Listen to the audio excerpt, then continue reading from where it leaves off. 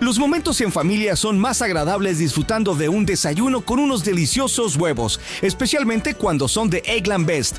Tienen un sabor deliciosamente fresco y la mejor nutrición, como 6 veces más vitamina D, 10 veces más vitamina E y el doble de omega 3 y B12 que los huevos regulares. Para nosotros, los huevos pueden ser cocinados de cualquier estilo, siempre y cuando sean los mejores. Eggland Best, mejor sabor, mejor nutrición, mejores huevos.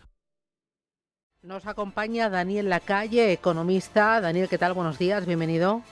¿Cómo estás, Susana? Muy bien, muy bien. ¿Cuánto están aportando los inmigrantes al crecimiento de la economía española?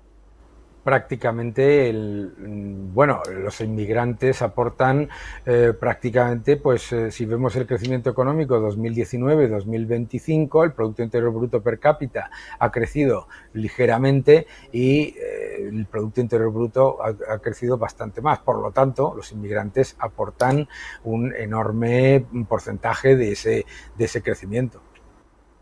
Entiendo que compartes las declaraciones este fin de semana en Jackson Hole de Christine Lagarde, que algunos países de la eurozona, de Europa, especialmente España y Alemania, es ese crecimiento el que está apoyando por el trabajo, por la fuerza laboral que llega de otras regiones del mundo.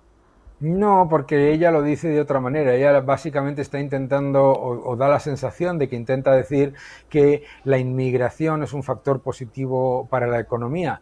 Y hay que tener cuidado con esa afirmación. La inmigración en general no es en sí misma un factor positivo, tampoco es negativo, pero tenemos que diferenciar de manera muy significativa la inmigración ilegal y la inmigración legal, y por supuesto también hay una inmigración que, como comentaba alguien en el segmento que habéis dicho, que habéis comentado ahora mismo, pues que hay una parte de la inmigración que viene a unos sectores de muy bajo valor añadido y por lo tanto genera una presión de baja a los salarios y también tampoco contribuye a aumentar la productividad. Por lo tanto, el tema de la inmigración no es un factor que se pueda utilizar como titular de España crece gracias a la inmigración, ¿de acuerdo? Sino que, tristemente, España muestra un PIB per cápita estancado con aumento de la población, con 120.000 millones de entrada de fondos europeos, con un aumento de medio billón de deuda y con un aumento del 25% del gasto público. Es decir, que en los últimos años, durante la legislatura de Sánchez, la economía española básicamente ha estado dopada por gasto público, por inmigración y por fondos europeos. Claro, decías o hablabas de una presión a la baja de los salarios. Estamos, muchos de los inmigrantes vienen sin cualificación o con una muy baja cualificación y terminan en puestos de trabajo relacionados con hostelería, con comercio, con agricultura y al mismo tiempo una alta presión en recursos públicos, en ese estado del bienestar que estamos alimentando entre todos. Bueno, es que además hay estudios en Dinamarca, por ejemplo, que era el poster boy de este tipo de políticas, que muestran que la aportación a la economía de la inmigración ilegal no solamente no es positiva, sino que es negativa a los recursos públicos. Por supuesto, que la inmigración legal no tiene ningún problema, y desde luego lo que tenemos que hacer es tener políticas de inmigración como tienen todos los países. No tiene ningún sentido tener políticas sociales y políticas fiscales y políticas comerciales y de todo y no tener política de inmigración, que es el factor demográfico es uno de los más importantes en la economía, ¿verdad? Entonces es muy importante tener esto en cuenta porque, claro, tú dices con toda la razón, bueno, pues que efectivamente ese aporte al Producto Interior Bruto no está generando un aporte a mayor productividad, y es verdad. Por lo tanto, lo que hay que hacer es simplemente, en vez de irse al titular, que intentan una parte decir, todo es bueno por la inmigración o todo es malo por la inmigración, que es incorrecto, sino analizarlo con detalle, su impacto, porque lo que hay que tener es una política, como tienen todos los países, todos esos que se indignan cuando hablo de tener políticas de inmigración, no dicen una sola palabra ante Japón, Corea del Sur, China o cualquiera de los países del mundo que tienen, por supuesto, todos una política de inmigración.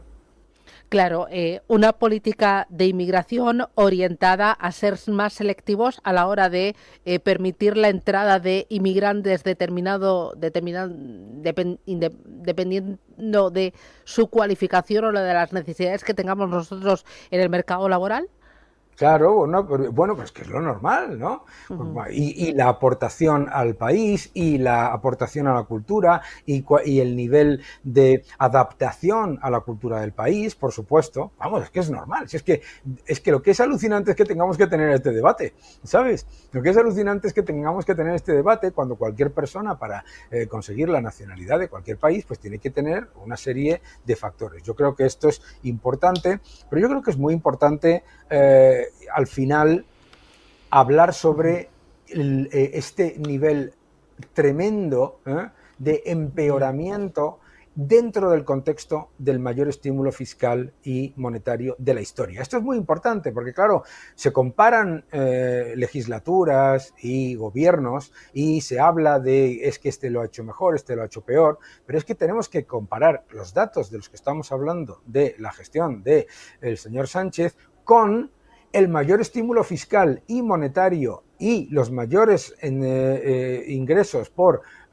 fondos europeos vistos en décadas. En décadas. Ningún gobierno de España ha contado con más recursos y con más apoyo, etcétera. Y lo que nos encontramos es lo que estaba comentando uno de los analistas previamente. Producto Interior Bruto per cápita prácticamente estancado. Salarios reales netos a la baja.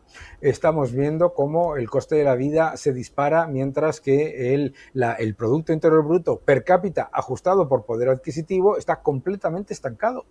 Es que España no ha convergido con respecto a la Unión Europea en cuanto a Producto Interior per cápita ajustado por poder adquisitivo. Y tenemos la mayor tasa de paro de la Unión Europea y a la vez una entrada gigantesca de 2 millones de personas. Son cosas. No puede, un país que tiene la mayor tasa de paro de la Unión Europea y de la OCDE y la mayor tasa de paro juvenil y además la mayor tasa de paro escondido o holgura laboral, como se le llama, que es desempleo más infraempleo, etcétera, no puede ser un país que se vanaglorie de que hemos traído 2 millones de inmigrantes a los sectores en los que además pues siempre acudimos para decir, oiga, es que no se puede fiar todo a la hostelería, no se puede fiar todo al turismo. Pues resulta que lo que ha hecho este gobierno ha sido exactamente eso. Ya. Y un país sin presupuestos generales del Estado. Llevamos 3 años con prórroga y prorrogando los presupuestos de otro gobierno. Bueno, pero eso les da exactamente igual. Primero, en este país el concepto de no existir presupuestos no sirve para nada porque los prorrogan, como tú acabas de decir, y además, cuando les da la gana y tienen que sacar 2.000 y pico millones para comprar acciones de una empresa para politizarla, pues los encuentran. Aquí, lo de no tener presupuestos les ha traído al fresco, por no decir otra palabra. Les ha traído al fresco totalmente para llegar a acuerdos de decenas de miles de millones con los nacionalistas catalanes para todo tipo de gastos, para comprar acciones de empresas para politizarlas, para darle ingentes cantidades de subvenciones a organizaciones afines ideológicamente en el exterior mientras reducen la inversión en prevención de incendios y en aviones y en prevención y en infraestructuras. Todo esto está ocurriendo en España. Entonces, claro, a mí que me digan no hay presupuestos, primero, número uno, menos mal que no hay presupuestos. Imagínate qué presupuestos habría si los hubieran aprobado Esquerra, Podemos, Sumar, etcétera, etcétera, etcétera. Sería una ruina absoluta de todavía mayor gasto y todavía mayor desequilibrio fiscal. Menos mal que no hay presupuestos. Dos, les da exactamente igual, porque para lo que les interesa ideológica y políticamente tiran de la chequera y de la tarjeta en blanco que les da Europa y no pasa absolutamente nada. Porque vamos, que en Europa no hayan saltado todas las alarmas ante la utilización de miles de millones de euros sin partida presupuestaria, pues ¿para qué mandas un presupuesto a Bruselas? ¿De qué sirve mandar un presupuesto a Bruselas si después de ese presupuesto no solamente no lo cumples, sino que además te gastas cantidades absolutamente ingentes en las cosas que te interesan? Y la culpa es de Bruselas, ¿eh? La culpa es de Bruselas, que debería estar multando o por lo menos advirtiendo. ¿Y por qué no lo hace? ¡Hombre! Desde el libro, porque el gobierno de Sánchez es el poster boy de todas las políticas intervencionistas que la Comisión Europea quiere poner. Todo con respecto a la Agenda 2030, todo con respecto a ese pacto verde que se ha llevado por delante la gestión forestal y el sector agrícola, el sector ganadero en toda Europa. Todas las políticas más dañinas, el presidente Sánchez las adopta todas y además se sube todavía más arriba, todas.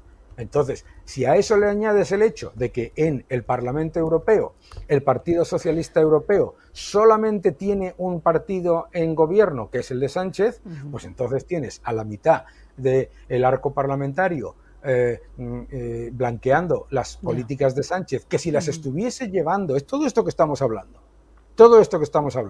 si lo estuviese llevando a cabo Orbán o cualquier otro mandatario en Europa, estaría ahora mismo con multas y con congelación de fondos. Pero es por esas dos razones. El Partido Socialista Europeo tiene que blanquearle porque no hay otro Partido Socialista gobernando en Europa, y además la Comisión Europea está encantada porque todas las veleidades que publica la Comisión Europea, el gobierno de Sánchez no solamente las compra, sino que se sube más.